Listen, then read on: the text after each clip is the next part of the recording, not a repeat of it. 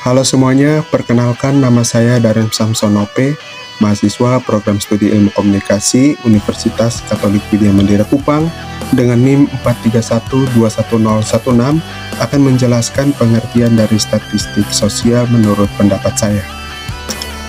Statistika sosial merupakan teknik yang digunakan untuk mengumpulkan, menganalisis, dan juga menafsirkan data dalam bentuk angka. Di dalam data itu di dalam statistika sosial dapat berupa angka, diagram, presentase, tabel, frekuensi, dan lain sebagainya. Ada juga pengukuran dalam statistika sosial hanya bisa berlaku dalam data kuantitatif. Di dalam mengumpulkan data, menganalisis data, biasa yang sering diambil di dalam statistika sosial selalu berkaitan dengan sampel. Apa itu sampel? Sampel merupakan sebagian dari populasi yang dijadikan sebagai objek penelitian.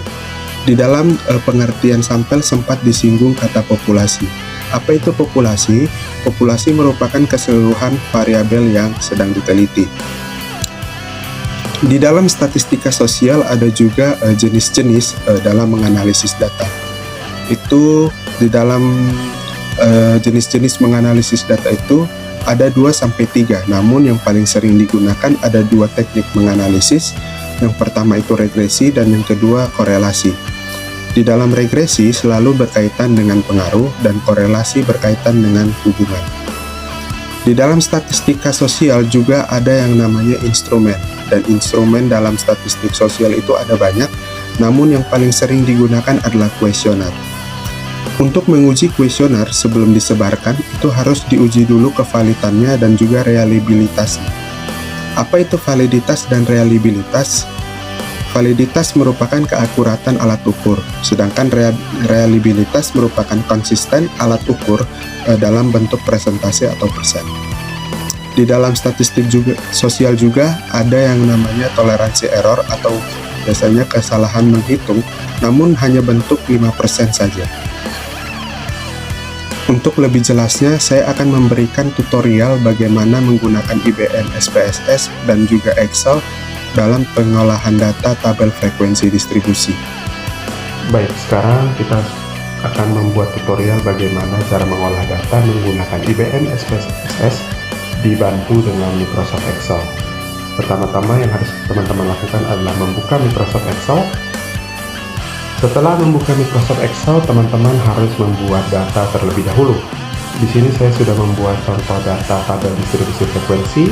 Di sini ada nama barang, handphone, laptop, seterusnya sampai buah apel dan pir.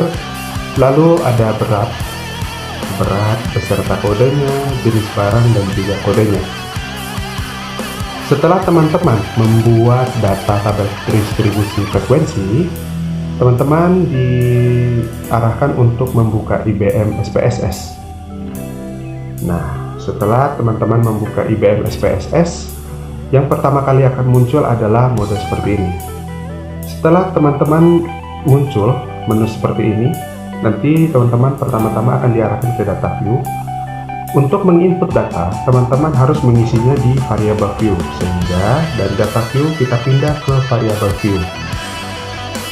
Setelah teman-teman sudah berada di variable view, maka di bagian kolom name ini kita isi dengan nama tabel yang kita buat ini. Ada berat dan jenis barang, namun menggunakan singkatan. Kalau berat tadi maka singkatannya B atau BRT juga bisa. Lalu yang kedua jenis barang ada J dan B. Jenis barang.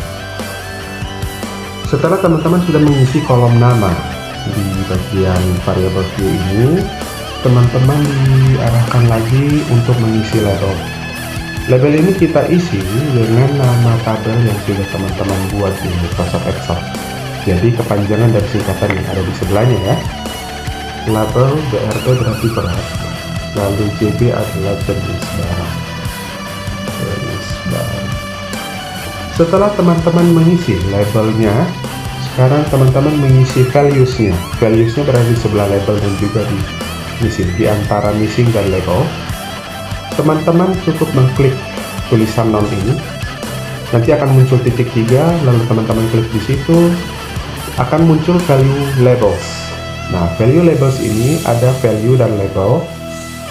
Value ini merupakan nomor kode dari tabel teman-teman yang sudah dibuat di Microsoft Excel ini.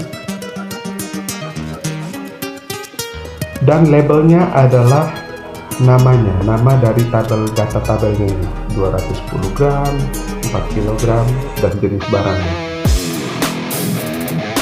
Di value kita isi kode yang nomor 1 dengan labelnya 150 gram sampai 5 kg. Maksudnya di sini adalah rentang berat dari 150 gram sampai 5 kg itu masuk ke dalam kode nomor 1.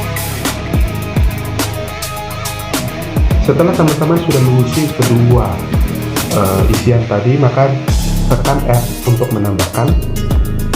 Lalu lakukan hal yang sama pada kedua kode ini juga ya. Kita tulis value-nya kode 2, datanya kita copy, lalu kita paste lagi.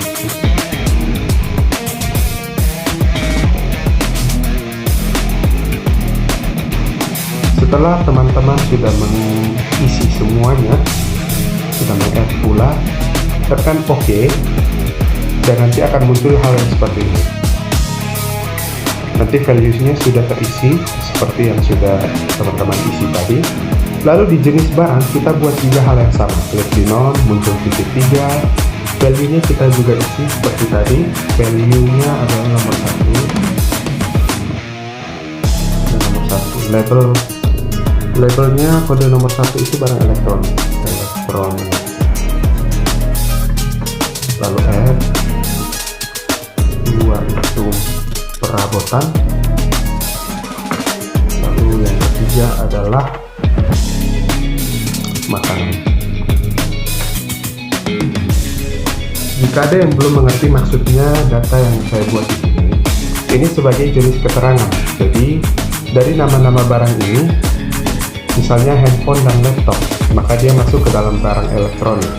Ketika dia memiliki berat 210 gram, kita memiliki acuan di sini 150 gram sampai 5 kg adalah kode nomor 1. Karena dia beratnya 210 gram, maka dia masuk ke dalam kode nomor 1 dan jenis barang elektronik. Seperti demikian. Setelah semua sudah diisi, klik OK. Dan setelah semua value sudah terisi, jangan lupa untuk mengganti align di antara measure dan juga kolom untuk digantikan ke center, agar nanti semua data yang sudah kita hitung nanti keluarnya di bagian output ini, sehingga ketika sudah diganti align-nya dari right ke center, maka teman-teman tidak akan kesusahan untuk membaca datanya. Setelah teman-teman sudah mengisi seluruh data, seluruh kolom yang ada di bagian variable view, sekarang teman-teman kembali ke data view.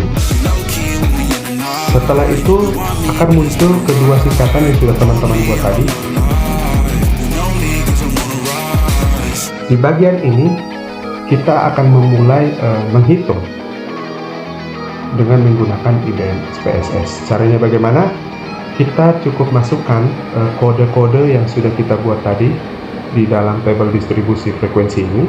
Teman-teman blok dari angka ya, jangan dari kode karena nanti ada beberapa data yang tidak terbaca. Teman-teman blok dari nomor 1 sampai nomor 20. Karena di sini tabelnya sampai 20 ya. Teman-teman copy kodenya, lalu teman-teman taruh di kolom 1. Akan muncul seperti ini, akan muncul 150 gram, akan muncul data-data yang sudah teman-teman buat di sini, atau bisa berupa 1,00 yang teman-teman lihat 1,00. Nanti akan muncul antara itu atau data yang ini. Kita masukkan lagi kodenya, kita copy, kita pindahkan dan masukkan ke kolom JB. Setelah semua kedua kolom ini sudah terisi dengan jumlah data yang sudah teman-teman buat di Excel, maka setelah itu kita analisa datanya dengan mengeklik tombol Analyze di antara Transform dan Graphs. Di bagian ini kita klik dan akan muncul banyak menu, namun teman-teman pilih di bagian Descriptive Statistics. Setelah teman-teman pilih di Descriptive Statistics, akan muncul menu lagi dan pilih frekuensi. Setelah teman-teman mengklik frekuensi, akan muncul dua data ini, berat, BRT, jenis barang, JB. Panggil kedua data ini masuk ke dalam variabelnya untuk dianalisis. Setelah dipanggil, teman-teman bisa klik OK dan akan muncul hasilnya. Ya, hasilnya akan muncul di bagian output. Jadi nanti setelah buka IBM SPSS akan muncul dua sheet, yaitu Untitled 1 dan juga Output 1. Untitled untuk mengisi data dan juga menganalisis data, dan output itu adalah hasil setelah dianalisis datanya. Teman-teman bisa lihat di sini, di frekuensi ini ada 20 data yang valid. Di dalam penjelasan sebelumnya sudah ada pengertian bahwa untuk menguji kuesioner biasanya dilakukan atau diuji kevalitannya. Dan inilah frekuensi tabelnya, jenis barangnya. Apabila di dalam tabel teman-teman terdapat beberapa missing, jadi itu menandakan bahwa teman-teman salah memasukkan data, keliru memasukkan data, sehingga data tersebut tidak terbaca dan tidak valid sebagiannya. Demikian tutorial dari saya, sekian dan terima kasih.